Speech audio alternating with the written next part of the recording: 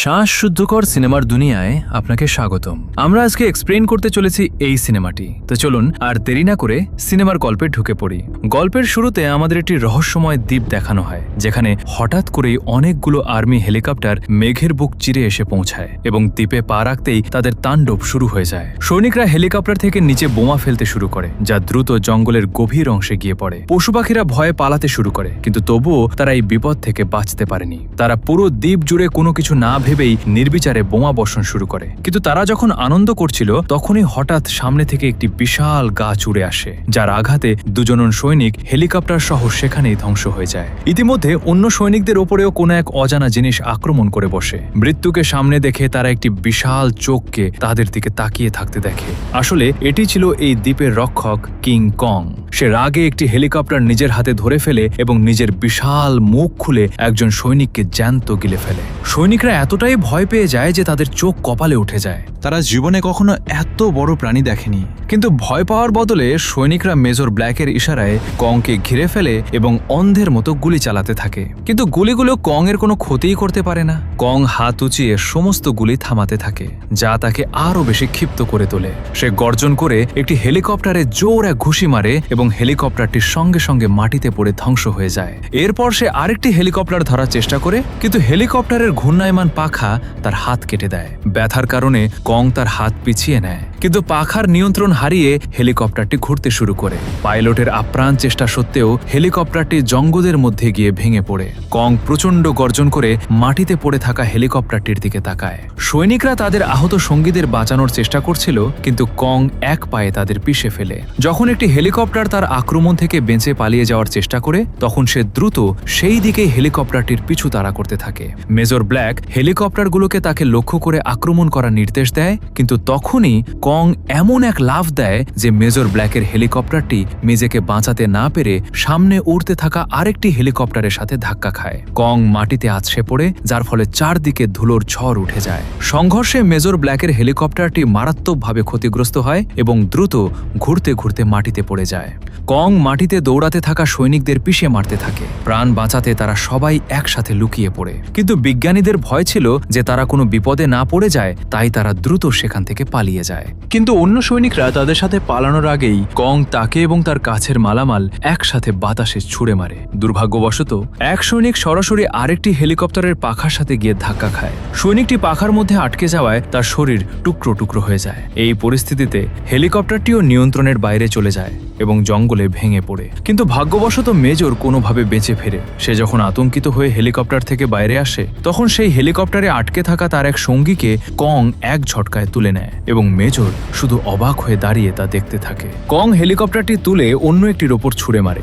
অর্ধেক অংশ নিখুঁতভাবে আঘাত করায় হেলিকপ্টারটি থেকে ধোঁয়া বের হতে শুরু করে এবং সেটি বেসামাল হয়ে পড়ে। রাগে কং লাফিয়ে উঠে আরও একটি হেলিকপ্টার ভেঙে ফেলে এবং অন্যটিকে হাত দিয়ে ধরে ফেলে। এক পাক ঘুরিয়ে সে ওটিকেও তছনছ করে দেয়। হেলিকপ্টারগুলো তার হাতে যেন কাগজের তৈরি খেলনা ছিল। সে সেগুলোকে চোখের পলকেই চূর্ণ বিচূর্ণ করে দিচ্ছিল। মেজর ভয়ার্ত চোখে তার দিকে তাকিয়েছিল। সে নিজের চোখকে বিশ্বাস করতে পারছিল না, কিন্তু আসলে ভুলটা মেজরেরই ছিল। কারণ কিছু সময় আগে মেজরের কথাতেই বিজ্ঞানীদের একটি দল লক্ষ লক্ষ বছর ধরে লুকিয়ে থাকা স্কাল আইল্যান্ড আবিষ্কারের জন্য এগিয়ে চলেছিল। গবেষকদের মতে স্কাল আইল্যান্ড একটি বিশাল ঝড় বা তুফানের ভেতরে লুকিয়েছিল। তাই এক মুহূর্ত সময় নষ্ট না করে মেজর ব্ল্যাক তার দলের সাথে হেলিকপ্টার উড়িয়ে সরাসরি সেই তুফানের দিকে এগিয়ে যায়। ডজন খানেক হেলিকপ্টার কোনো ভয় ছাড়াই সরাসরি ঝড়ের মাঝখানে ঢুকে পড়ে। কিন্তু তারা যত কাছে যাচ্ছিল, ঝড় ততটাই ভয়ানক রূপ নিচ্ছিল। হেলিকপ্টারগুলো ঝড়ের মধ্যে ঢুকতেই সামনে অন্ধকার নেমে আসে। হেলিকপ্টারের নিয়ন্ত্রণ হারিয়ে যায় এবং সমস্ত যন্ত্রপাতি কাজ করা বন্ধ করে দেয়। মেজর ব্ল্যাক শান্ত থেকে তার সৈনিকদের হেলিকপ্টারগুলো আগে বাড়িয়ে নিয়ে যেতে বলে। অবশেষে হেলিকপ্টারগুলো মেঘ কেটে বাইরে আসে এবং তাদের সামনে দৃশ্য একদম পরিষ্কার হয়ে যায়। এবার তারা এক খোলা পরিষ্কার আকাশে পৌঁছে গিয়েছিল। বাকি হেলিকপ্টারগুলো ধীরে ধীরে মেঘ থেকে বাইরে বেরিয়ে আসে এবং তারা একটি রহস্যময় দ্বীপ খুঁজে পায়। এটাই সেই গোপন দ্বীপ যা সরকার হাজার হাজার বছর ধরে খুঁজছিল। দূর দূরান্ত পর্যন্ত পাহাড় ছড়িয়েছিল এবং চারপাশের দৃশ্য ছিল অত্যন্ত সুন্দর। হেলিকপ্টারগুলো ছোট ছোট দ্বীপের মাঝখান দিয়ে উড়ছিল এবং সবাই এই সুন্দর জায়গা দেখে খুব খুশি ছিল। কিন্তু যখনই একটি হেলিকপ্টারে পাইলট পাইলট কিছু বোমা ফেলে তখনই সেই বিস্ফোরণে পুরো দ্বীপ কেঁপে ওঠে এবং ঘুমন্ত কিং কং জেগে ওঠে। কং মারাত্মক আক্রমণ করে সমস্ত হেলিকপ্টারকে মাটিতে ফেলে দেয় এবং তারপর চুপচাপ গায়েব হয়ে যায়। হেলিকপ্টারগুলো আলাদা আলাদা জায়গায় পড়ার কারণে সৈনিকদের দল 3টি ভাগে বিভক্ত হয়ে যায়। মেজর ব্ল্যাক তার বেঁচে থাকা সৈনিকদের একত্রিত করে এবং শপথ নেয় যে সে তার মৃত ভাইদের প্রতিশোধ অবশ্যই নেবে। অন্যদিকে মৃত্যু মুখ থেকে বেঁচে ফেরা দ্বিতীয় দলটি বিজ্ঞানীদের সাথে দ্বীপে হেঁটে চলছিল। তখনই হঠাৎ জলের উপরিভাগে আলোড়ন সৃষ্টি হয়। একটি বিশাল ওয়াটার বাফেলো ধীরে ধীরে জল থেকে বাইরে এসে দাঁড়ায়। সে জোরে জোরে শ্বাস নিতে নিতে সবার কাছে আসতে থাকে, কিন্তু সে ভীত মানুষদের উপর আক্রমণ না করে সবাইকে কিছুক্ষণ দেখার পর ঘুরে ধীরে ধীরে জলের মাঝখানে চলে যায়। ভয় কাটিয়ে সবাই আগে বাড়তে থাকে। শীঘ্রই তারা একটি জঙ্গলের ভেতরে পৌঁছায়, যেখানে পাথরের দেওয়ালে হলুদ রং দিয়ে অদ্ভুত সব ছবি আঁকা ছিল। তারা সাবধানে ভেতরে হাঁটতে থাকে। ক্যাপ্টেন মার্বেল শুধু ছবি তুলতেই ব্যস্ত ছিল। তখনই হঠাৎ তার ক্যামেরায় একটি মানুষের মুখ ভেসে ওঠে, যা দেখে সে ভয়ে চিৎকার করে ওঠে। এর পরপরই একদল মানুষ তাদের লুকানোর জায়গা থেকে বাইরে চলে আসে। তাদের শরীরের রং এবং পাথরের দেওয়াল এতটাই মিলে গিয়েছিল যে কেউ তাদের উপস্থিতি টেরই পায়নি। তখনই আদিবাসী উপজাতির লোকেরা বল্লম হাতে সবাইকে একসাথে ঘিরে ফেলে। এই অদ্ভুত মানুষদের দেখে লোকের দলও এক মুহূর্তের জন্য গুলি চালানোর সাহস পায় না, যতক্ষণ না তাদের প্রধান বা মুখিয়ারা ভেতরে আসে। যখন দুপক্ষের মধ্যে উত্তেজনা বাড়ছিল, তখনই এক লম্বা দাড়িওয়ালা বৃদ্ধ লোক সেখানে আসে। সে সবাইকে অস্ত্র নামিয়ে রাখার কথা বলে, কিন্তু তারা অবাক হয়ে যায় যে এই দ্বীপে থেকে সে কিভাবে তাদের ভাষা বলতে পারছে। তখন সে সবাইকে জানায় যে সে এবং একজন জাপানি পাইলট 28 বছর আগে একটি হেলিকপ্টার দুর্ঘটনার পর এই স্কাল আইল্যান্ডে ফেসে গিয়েছিল এবং তখন থেকেই এখানে বসবাস করছে। এরপর সে তাদের আদিবাসী বস্তির কাছে নিয়ে যায়, যেখানে পানির ওপর তৈরি একটি বিশাল প্রাচীর বা ব্রিজ রাস্তা আটকে দাঁড়িয়েছিল। সবার মনে হয়েছিল যে এই প্রাচীর কিং কং এর আক্রমণ ঠেকানোর জন্যই তৈরি করা হয়েছে। সে সবাইকে নিয়ে উপজাতির প্রধানের সাথে দেখা করায় এবং প্রধান তাদের সেখানে কিছুদিন থাকার অনুমতি দেয়। তাই সে লোকের দলকে আদিবাসীদের পবিত্র স্থানে নিয়ে যায়, যেখানে সারিবদ্ধভাবে পাথরের স্তম্ভ দাঁড়িয়েছিল। এই পাথরের স্তম্ভ খোদাই করা কাহিনীর মাধ্যমে সবাই জানতে পারে যে আসলে কিং কং এই দ্বীপের রক্ষক। সেই সব সময় এই দ্বীপের রক্ষা করে আসছে এবং তাদের বিভিন্ন রকমের দানবদের হাত থেকে বাঁচিয়ে আসছে। এখানকার আদিবাসীরা কিং কংকে দেবতা মনে করে। সে একাই থাকে এবং চুপচাপ এই রহস্যময় দ্বীপকে বহু বছর ধরে রক্ষা করে আসছে। সেই সাথে তার উপর একটি বিপজ্জনক দায়িত্বও রয়েছে, আর তা হলো এখানে মাটির নিচে বসবাসকারী ভয়ঙ্কর স্কাই স্কালারদের উপর নজর রাখা। কিন্তু সম্প্রতি মানুষের করা বোমা বিস্ফোরণ মাটির নিচে ঘুমিয়ে থাকা সেই স্কাই ক্রলারদের জাগিয়ে তুলেছে এবং শীঘ্রই তারা এই দ্বীপের জন্য বড় বিপদ হয়ে দাঁড়াতে চলেছে। এদিকে লোকি এবং তার দলকে যত দ্রুত সম্ভব তাদের হারিয়ে যাওয়া সঙ্গীদের কাছে পৌঁছাতে হতো। তাই দাড়িওয়ালা লোকটি তাদের হেলিকপ্টারের অবশিষ্টাংশ দিয়ে তৈরি একটি নৌকার কাছে নিয়ে যায়। কিন্তু ক্যাপ্টেন মার্বেল ফটোগ্রাফিতে মগ্ন ছিল। সে দেওয়ালের বাইরে আওয়াজ শুনতে পায় এবং সেই উঁচু কাঁটাতারের দেওয়াল পার করে বাইরে চলে যায়, যা ওই স্কাইল ক্রলারদের হাত থেকে বাঁচার জন্য তৈরি করা হয়েছিল। সে দেখে যে একটি বড় মহিষ একটি হেলিকপ্টারের নিচে চাপা পড়ে আছে এবং যন্ত্রণায় ছটফট করছে। সে মহিষটির কাছে যায় এবং হেলিকপ্টারটি সরানোর চেষ্টা করে, যাতে ওই অসহায় মহিষটিকে বাঁচাতে পারে। কিন্তু সে জানতো না যে সে হেলিকপ্টারটি এক চুলও নাড়াতে পারবে না। সে যখন নিজের পুরো শক্তি দিয়ে চেষ্টা করছিল, তখনই হঠাৎ হেলিকপ্টারটি ওপরে উঠে যায়। ক্যাপ্টেন মার্বেল অবাক হয়ে ওপরে তাকায়। মহিষটি এখন অনায়াসে দাঁড়িয়ে পড়েছে। যে হেলিকপ্টারটি সে নিজের পুরো শক্তি দিয়েও নাড়াতে পারেনি, সেটি এখন কিং কং এর হাতে ছিল। সে কেবল চুপচাপ দাঁড়িয়েছিল যেন কোনো এক বিশাল পর্বত। কিন্তু কং যখনই ঘুরে চলে যেতে উদ্যত হয়, তখনই আরেকটি দুর্ঘটনা ঘটে যায়। যখন একজন সৈনিক মাথা উঁচু করে জল খাচ্ছিল, তখনই হঠাৎ তার চোখ কপালে উঠে যায় এবং তার জলের বোতল মাটিতে পড়ে যায়। সবার পেছনে ঘুরতেই একটি বাঁশের মতো লম্বা পা সরাসরি তার মুখের এপার ওপার করে দেয়। আসলে এটি কোনো সাধারণ বাঁশ ছিল না, বরং বাঁশের মতো লম্বা পা বিশিষ্ট একটি বিশাল মাকড়সা ছিল। মাকড়সাটি যখনই তার পা টেনে নেয়, তখনই সবাই আসল সত্য জানতে পারে, কিন্তু ততক্ষণে অনেক দেরি হয়ে গেছে। সৈনিকদের গুলি থেকে বাঁচার জন্য মাকড়সাটি তার জিহ্বা দিয়ে একজন সৈনিককে ওপরে টেনে নেয়। পাশে দাঁড়িয়ে থাকা সঙ্গীরা নিজেদের লোকের গায়ে গুলি লাগার ভয়ে কিছুই করতে পারছিল না। সৈনিকটি ঘাবড়ে গিয়ে ছুরি দিয়ে মাকড়সার জিভ কেটে ফেলে এবং সবাই সঙ্গে সঙ্গে তলোয়ার বের করে মাকড়সার পায়ে আঘাত করতে শুরু করে। যখন মাকড়সাটি টালমাটাল হয়ে জিভটিকে দ্রুত টানতে থাকে, তখনই সৈনিকটি জিভ কেটে নিজেকে মুক্ত করে নেয়। মেজর ব্ল্যাক সঙ্গে সঙ্গে মাকড়সাটির উপর গুলি চালানো নির্দেশ দেয়। সবার একসাথে আক্রমণের কারণে বড় মাকড়সাটির বুক গুলিতে ঝাঁঝরা হয়ে যায় এবং তার বিশাল শরীর হঠাৎ নিচে পড়ে যায়, ফলে মাটি জোরে কেঁপে ওঠে। কিন্তু মাকড়সাটি তখনও পুরোপুরি মরেনি, তাই মেজর ব্ল্যাক তার পিস্তল বের করে তাকে চিরতরে ঘুম পাড়িয়ে দেয়। অন্যদিকে দলছুট হওয়া এক সৈনিক নদীতে নিজের মুখ ধুচ্ছিল। তখনই সে হঠাৎ একটি আওয়াজ শুনতে পায় এবং কিং কং কোনো সংকেত ছাড়াই তার সামনে চলে আসে। ওই বিশালকায় প্রাণীকে দেখে সৈনিকটি খুব ভয় পেয়ে যায়। কিং কং ধীরে ধীরে তার বিশাল মাথা ঘোরায় এবং পাড়ের দিকে এগোতে থাকে। সৈনিকটি ভয়ে সঙ্গে সঙ্গে পিছন ফিরে একটি বড় পাথরের আড়ালে লুকিয়ে পড়ে। এটা পরিষ্কার ছিল যে কিং কং এর এই ছোট্ট মানুষের প্রতি কোনো শত্রুতা ছিল না। শেষে তার লড়াইয়ে আহত হওয়া হাতটি স্পর্শ করে তারপর ধীরে ধীরে জলে বসে পড়ে। সৈনিকটি লুকিয়ে লুকিয়ে দেখে যে কং এর আঘাত বেশ গভীর। সে তার হাতটি নাড়ানোর চেষ্টা করে, কিন্তু তার মুখে যন্ত্রণার ছাপ স্পষ্ট দেখা যাচ্ছিল। তারপর সে এক আঁচলা জল তুলে নিয়ে পান করে, কিন্তু তখনই হঠাৎ কং কিছু একটা দেখতে পায়। সে জল থেকে একটি গোলাপি রঙের অক্টোপাস ঝট করে ধরে ফেলে। এই অক্টোপাসটি সত্যিই বেশ বড় ছিল, কিন্তু সে কংকে বিভ্রান্ত দেখে সঙ্গে সঙ্গে তার বাহুগুলো ছড়িয়ে দেয় এবং সুযোগ পেয়ে কিং কংকে শক্ত করে জড়িয়ে ধরে, যেন সে তাকে এখানেই শেষ করে দিতে চায়। তখনই কং তার বাঁধন ছাড়িয়ে জোরদার আঘাত করে এবং অক্টোপাসটিকে এক ঝটকায় কুপোকাত করে দেয়। তারপর কং তার একটি বাহু ভেঙে কাঁচাই চিবিয়ে খেয়ে নেয়। খাওয়ার এই স্টাইল দেখে লুকিয়ে থাকা সৈনিকটি তাজ্জব বনে যায়। পেট ভরানোর পর কিং কং বাকি অক্টোপাসটি রাতের খাবারের জন্য সাথে নিয়ে যায়। লড়াইয়ের পর সৈনিকটি ঘন জঙ্গলে একটি শুকনো কাঠের ওপর বসে মেজরের সাথে যোগাযোগ করার চেষ্টা করতে থাকে, কিন্তু ব্যাটারি শেষ হয়ে যাওয়ার কারণে ওয়াকিটকি বন্ধ ছিল। সে সামনে এগোনোর কথা ভাবছিল, এমন সময় হঠাৎ কাঠটি নড়তে শুরু করে। সৈনিকটি ভয় পেয়ে মাটিতে পড়ে যায়। পিছনে ফিরে সে দেখে যে সেই শুকনো কাঠটি আসলে একটি বিশাল ফড়িং হয়ে উঠেছে, যা তার দিকেই হামাগুড়ি দিয়ে আসছিল। সৈনিকটি সঙ্গে সঙ্গে বন্দুক তুলে গুলি চালিয়ে দেয়, যার ফলে ফড়িংয়ের শরীর থেকে কাঠের গুঁড়ো উঠতে শুরু করে। গুলির চোটে ফড়িংটি সংকুচিত হয়ে আবার গাছের ভেতরে সেধিয়ে যায়। যখন সৈনিকটি গুলি চালানো বন্ধ করে, ততক্ষণে ফড়িংটি তার মাথা পুরোপুরি ভেতরে টেনে নিয়েছে এবং ধীরে ধীরে পিছিয়ে গিয়ে তার থেকে দূরে চলে যায়। সৈনিকটি এখনো ঠিকমতো শ্বাসও নিতে পারেনি যে সে তার পিঠের পিছনে অদ্ভুত কিছু অনুভব করে, কিন্তু এবার বড্ড দেরি হয়ে গেছে। মেজর ব্ল্যাক সৈনিকদের সাথে আগে বাড়তে থাকে। তারা একটি দলদলি এলাকার ওপর দিয়ে যায়। তখনই সে দেখে যে সামনে একটি গাছে একটি অদ্ভুত পাখি বসে আছে।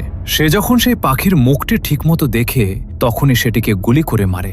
গুলির আওয়াজ প্রতিধ্বনিত হতেই পুরো গাছের সমস্ত পাখি ভয় পেয়ে উড়ে যায় এবং কালো মেঘের মতো পুরো আকাশে ছেয়ে যায়। সব লোক কঙ্কাল টিকটিকিদের একত্রিত হওয়ার নদী পাড়ের দিকে এগোতে থাকে, কিন্তু তারা যখন সেখানে পৌঁছায় তখন উপত্যকার ভেতরে চারদিকে ছোট বড় কঙ্কাল ছড়িয়ে ছিটিয়ে থাকতে দেখে। দাড়িওয়ালা লোকটি তাদের জানায় যে এই কঙ্কালগুলো কিংকংয়ের বাবা মায়ের, যাদের ঘুমন্ত স্কাল ক্রলারদের লিডার মেরে ফেলেছিল। তার আকার কিংকংয়ের চেয়েও বড়। সে যদি একবার জেগে ওঠে তবে সবার মৃত্যু নিশ্চিত।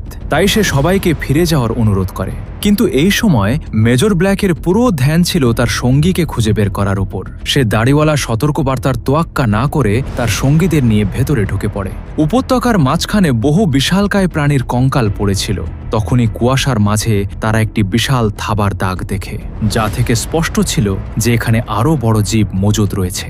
তারা যত ভেতরের দিকে এগোতে থাকে, কুয়াশা ততটাই ঘন হতে থাকে এবং চারদিক থেকে ভয়ঙ্কর চিৎকার শোনা যেতে থাকে। ভয়ে সবাই এদিক ওদিক পালাতে শুরু করে এবং চারপাশের বিশাল হাড়ের পিছনে লুকিয়ে কাঁপতে থাকে। তখনই একটি বড় স্কাল ক্রলার কুয়াশা থেকে বাইরে বেরিয়ে আসে। সে তার লম্বা জিভ বাইরে বের করে শিকারের সন্ধান করতে থাকে। আসলে এটিই ছিল কিংকং এর আকারের সমান বড় সেই টিকটিকি যা কং এর পিছনে লেগেছিল।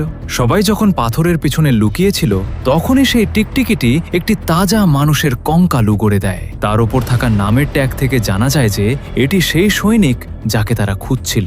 সবাই যখন কুয়াশার সুযোগ নিয়ে চুপচাপ টিকটিকিটির হাত থেকে বেঁচে বেরোনোর চেষ্টা করছিল, তখনই মানুষের গন্ধ পেয়ে সে একজনকে নিজের শিকার বানিয়ে নেয়। সবাই টিকটিকিটির ওপর গুলি চালাতে শুরু করে, কিন্তু সে শিকার গিলে পালিয়ে যায়। মেজর মেশিনগান মোতায়েন করার আদেশ দেয় এবং সৈনিক প্রস্তুত হয়ে যায়। সবাই ভয়ে ভয়ে তার ফিরে আসার অপেক্ষা করতে থাকে। দাড়িওয়ালা বিপদ বুঝতে পেরে সঙ্গে সঙ্গে তলোয়ার তুলে নেয় এবং তখনই টিকটিকিটি তার উপর ঝাঁপিয়ে পড়ে। লোকটি এক কোপে টিকটিকিটির পা কেটে দেয়, কিন্তু তার গতি তখনও থামেনি এবং সে মেশিনগান ধরা সৈনিকের ওপর হামলা করে বসে। মাথার ধাক্কায় সৈনিকটি বাতাসে উড়ে যায় এবং টিকটিকিটি জিভ দিয়ে পেঁচিয়ে তাকে গিলে ফেলে। এখন তার পরবর্তী নিশানা ছিল ক্যাপ্টেন মার্ভেল। সে ঘাবড়ে গিয়ে সে প্রাণ বাঁচাতে দ্রুত দৌড়াতে শুরু করে, এবং হাড়ের নিচে লুকিয়ে পড়ে। তখনই মেজর ব্ল্যাক স্কাল ক্রলারের ওপর আগুন ছিটানোর নির্দেশ দেয় এবং আগুনের শিখা তাকে এক পলকে ঘিরে ফেলে।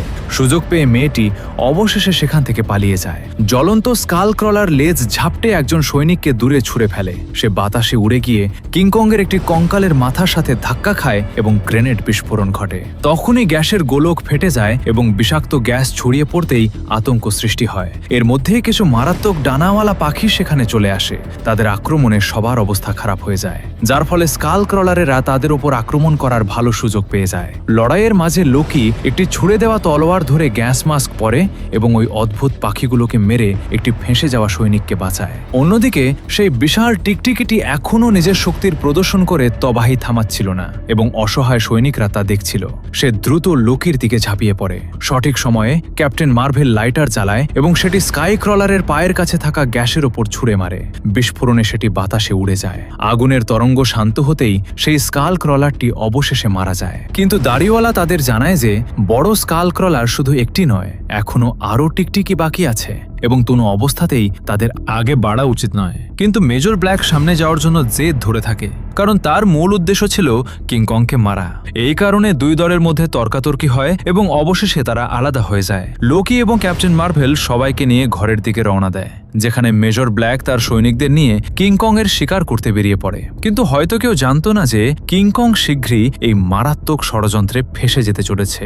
যখন দূরে কোথাও পেতে রাখা বোমাগুলো ফাটে, তখন কিংকং এর বিশাল শরীর সামনে দেখা যায়। সে এক এক পা বাড়িয়ে এই দিকে চলে আসে। তার রাগ ছিল এই কারণে যে মানুষ আবার তার ঘর ধ্বংস করে দিয়েছে। মেজর ব্ল্যাক কোনো রকম না নড়ে তাকে কাছে আসতে দেখতে থাকে। তারপর পুরো শক্তি দিয়ে সে তার হাতের মশালটি হ্রদের জলে ছুঁড়ে ফেলে। হ্রদের উপরিভাগদের উপরিভাগ সঙ্গে সঙ্গে আগুনের শিখায় ঘেরাও হয়ে যায়, কারণ সেখানে আগে থেকে জ্বালানি ছড়ানো ছিল। কিংকং ভয়ানক আগুনের বেড়াজালে ফেসে যায় এবং জোরদার বিস্ফোরণের আওয়াজ প্রতিধ্বনিত হয়। মেজর ব্ল্যাক কেবল তাকে আগুনে ছটফট করতে দেখে। তার মুখে রাগ এবং আনন্দ দুটোই ছিল।